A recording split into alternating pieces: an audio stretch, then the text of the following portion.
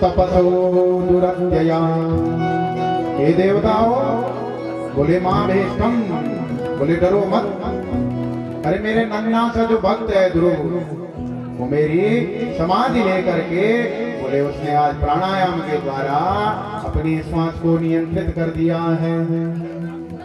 हे देवताओं, तुम घबराओ मत, मैं जल्दी ही उसे अब दर्शन देने के लिए जा रहा हूँ। और यूं कह करके भगवान आज गरुड़ पर आरोह होकर के तुरंत मधुवन की तरफ चले गए। मधुवन में ध्रुव जी ने समाधि लगा रखी है। ध्रुव को अंदर ही अंदर भगवान के दर्शन हो रहे हैं, लेकिन महाराज भगवान सामने खड़े हैं और ध्रुव जी ने अभी भी आंखें बंद कर रखी है। अब तो भगवान मनी मन में सोचने लगे, बोले मैं इसके सामने खड़ा हूँ और ये आंखें बंद करके अभी भी बैठा हुआ है। तो भगवान ने तुरंत जो ध्रुव जी के अंदर जो ज्योति उत्पन्न हुई थी भजन करने के बाद, उसको धीरे से हटाया। और जैसे हटाया ध्रुव जी छटपटाने लगे। और जैसे ही छटपटाए तुरंत ध्रुव जी ने आंखें खोले तो जो झांकी मन के अंदर थी, महाराज वही झांकी सामने खड़ी है। ध्रुव जी ने देखा, आंखों से अश्रुपात होने लगे। सोचने लगे, माँ ने भी कहा था कि भगवान मिलेंगे, गुरु ने भी कहा था भगवान मिलेंगे, लेकिन ये नहीं कहा कि भगवान मिले तो क्या करना। और ध्रुव जी की जो वाणी है लड़खड़ाने लगे, उन्हें कुछ बोलना ही नहीं आता। तुरंत भगवान ने क्या कर दिया, अपना जो पांचजन्य शंख है वो तुरंत ध्रुव जी की ठुड्डी पर लगा दिया। और जैसे उनके कपोल पर उसका स्पर्श किया तो तुरंत ध्रुव जी बोल पड़े कि मूकं करोति वाचालं पंगुलं यते गिरे यत् कृपातमहं वन्दे परमानंदं माधवं। बोले भगवान की जब कृपा होती ना माता, तो क्या होता है, मूक व्यक्ति होता है वो बोलने लगता है। जो पंगु होता है, जो चल नहीं पाता है, महाराज गिरिवर पर्वत पर चल पड़ता है। महाराज भगवान की कृपा हुई, बात ध्रुव जी वाचाल होगी, करो तीति वाचाल। बोले तुरंत ध्रुव जी की वाणी वाचाल हो गई और तुरंत ध्रुव जी ने भगवान की सुंदर स्तुति करी कि योऽन्तं प्रवेश्य मम वाचमिमां प्रसूक्ताम् संजीवयन् किल शक्तिधर स्वधाम्ना अन्या सहस्रचरणं श्रवणत्वगादिं प्राणान् नमो भगवते पुरुषाय तुभ्यं। प्राणाय नमो भगवते पुरुषाय तुभ्यं। ध्रुव जी हाथ जोड़ करके कह रहे हैं, हे प्रभु योऽन्तं प्रविश्य, बोले आपने मेरी क्या सोई हुई वाणी को जगा दिया। आप सर्वशक्तिमान है और मेरे अंतःकरण में प्रविष्ट होकर के मेरी जो सोई हुई जो वाणी है बोले उसको आपने जगा दिया। हे प्रभु, मैं आपके चरणों में बारंबार प्रणाम करता हूँ। हे प्रभु, जीव की वाणी सोई हुई रहती है, आप कृपा करें तो जग जाती है। और मानस में भी तो बाबा कहते हैं, अरे जो जाना ही तहीं देवो जनाही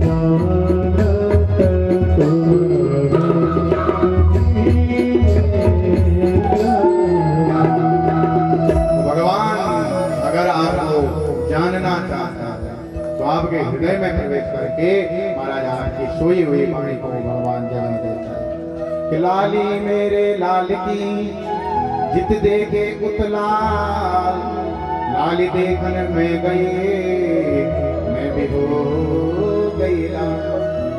अगर एक बार ये चित्त उस परमात्मा के साथ चिपक गया ना मेरी माताओं, तो बोले फिर तो क्या चाहिए।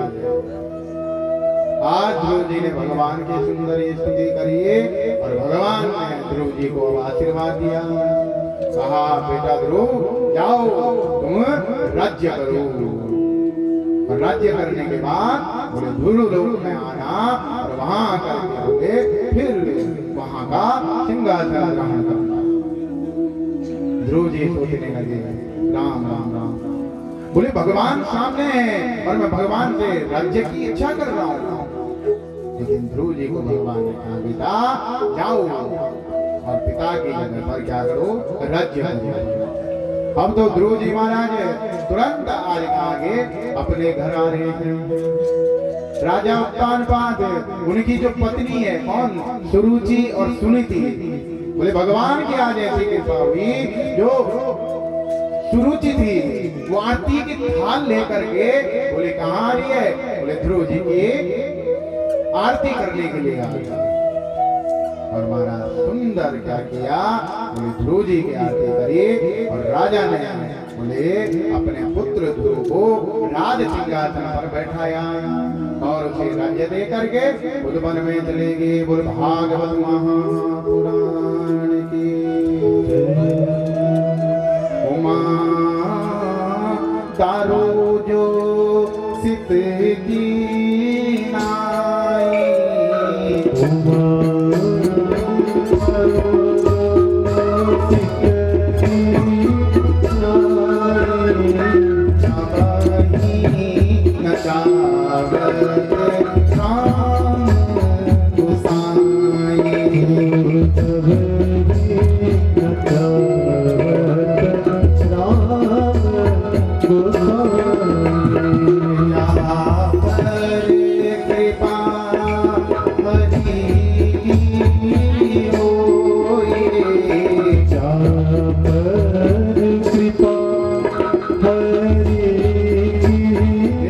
यक्षों के साथ महाराज ध्रुव का क्या होता है, युद्ध होता है। ध्रुव जी के भाई उत्तम को किसने मार दिया, यक्षों ने मार दिया। और ध्रुव जी यक्षों के साथ युद्ध करते हैं। अब देखो जरा, ध्रुव जी को गुरु तो मिला लेकिन ज्ञान नहीं मिला।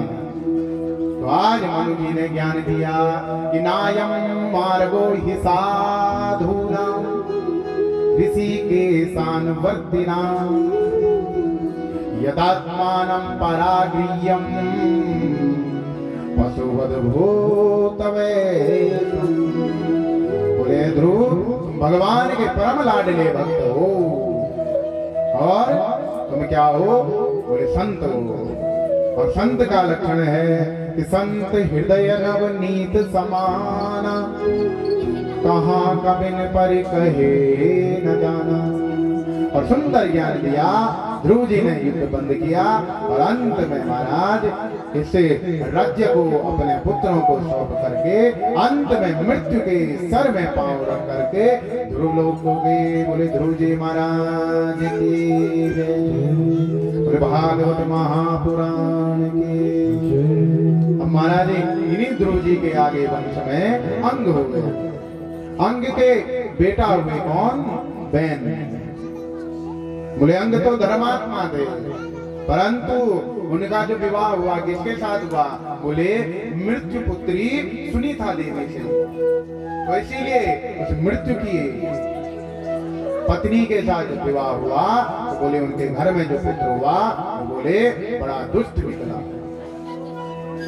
उसने इतना आतंक मचा दिया कि महाराज जो अंग जी थे महाराज वो क्या हो गए, किसी कंदरा में छुप गए। और जब राजा कंदरा में छुप गया तो संतों ने राजा के पुत्र बहन को क्या कर दिया, बोले राजा बना। अब जैसे ही बहन राजगद्दी पर बैठा तो उसने अब अपनी नीति शुरू कर दी। क्या कहा कि न यस्तव्यम न दातव्यम न होतव्यम द्विजा क्वचित् इत्येन्यवास्यद धर्मं भयविभूषेण सर्वतः। बहन ने उद्घोष कर दिया महाराज कि आज के बाद कोई भी यज्ञ नहीं करेगा। न यज्ञव्यम, बोले यज्ञ बंद। न दातव्यम, दान भी कोई नहीं करेगा। न होतव्यम, और ब्राह्मणों का पूजन भी कोई नहीं करेगा। अरे अगर हवन करना ही है, यज्ञ करना ही है, तो बोले मेरे नाम से करो। बोले क्या? ओम विनाय स्वाहा। और पूजन करना है तो मेरे नाम से करो, ओम विनाय नमः। अब तो क्या था महाराज, ब्राह्मण क्रोधित हो गए। और महाराज शास्त्र कहता है यदा देवेषु वेदेषु गोषु विप्रेषु साधसु धर्मे मयि च विद्वेषं सासु विनश्यति। बोले देवताओं के साथ, वेद के साथ, ब्राह्मणों के साथ, गाय के साथ और संतों के ऊपर जब जब कष्ट आया है महाराज, उसका पतन अवश्य हुआ है। तो महाराज क्या हुआ है कि जब जब हो ये धर्म की हानि होती है, जब जब असुरों का क्या होता है, आतंक छा जाता है, तब तक भगवान क्या करते हैं, विधि रूपों में शरीर धारण करते हैं और महाराज इस संसार को पाप से मुक्त करते हैं। बाद ब्राह्मणों ने क्या किया, हुंकार भरी, और हुंकार भरने के बाद वेद का पतन हो गया। बोले भागवत महापुराण की। अब जैसे राजा गया, ब्राह्मण सोचने लगे अब तो राजा तो चले गया, अब भाई राजगद्दी पर किसे बैठाया जाए। तो तुरंत आज क्या किया, बोले उस बहन के शरीर को मथा गया और भगवान के पंचम स्कंद में प्रवेश करेंगे। पंचम स्कंद को क्या कहा गया, बोले स्थान कहा गया। इसमें 26 अध्याय है। और सबसे पहले मनु जी के जो पुत्र थे, कौन? बोले प्रियव्रत, उनके चरित्र को बताया गया कि प्रियव्रतो भागवतः आत्मा रामं कथम मुने गृहे अमृत यनमूलम कर्म बंधम पराभव। बोले किसे कहते हैं प्रियव्रत? प्रिय कहते हैं सुंदर, यानी अच्छा, और व्रत कहते हैं प्रतिज्ञा को। जिसने जीवन में सुंदर प्रतिज्ञा धारण करी हो वो है प्रियव्रत। इसीलिए हम भी प्रियव्रत बन सकते हैं, लेकिन कब? बोले जब हम अपने जीवन में सुंदर प्रतिज्ञा करें। और वो प्रतिज्ञा क्या है? बोले भगवान की कथा श्रवण करने की प्रतिज्ञा, भगवान की कथाओं का गुणगान करने की प्रतिज्ञा, उनका नाम संकीर्तन करने की प्रतिज्ञा, और अपने माता पिता सास ससुर सबकी सेवा करने की प्रतिज्ञा। आदरणीय सुखदेव जी कह रहे हैं कि परीक्षित महाराज जो ये प्रियव्रत थे बड़े प्रतापी थे। और एक बार इन्होंने विचार किया, बोले पितामह ब्रह्मा ने ये सृष्टि बनाई, लेकिन इसमें जो ये रात्रि है, ये रात्रि प्रत्येक व्यक्ति सोने में क्या कर देता है, गंवा देता है। इसीलिए आज इन्होंने एक तेजोमय रथ का निर्माण किया और उस रथ से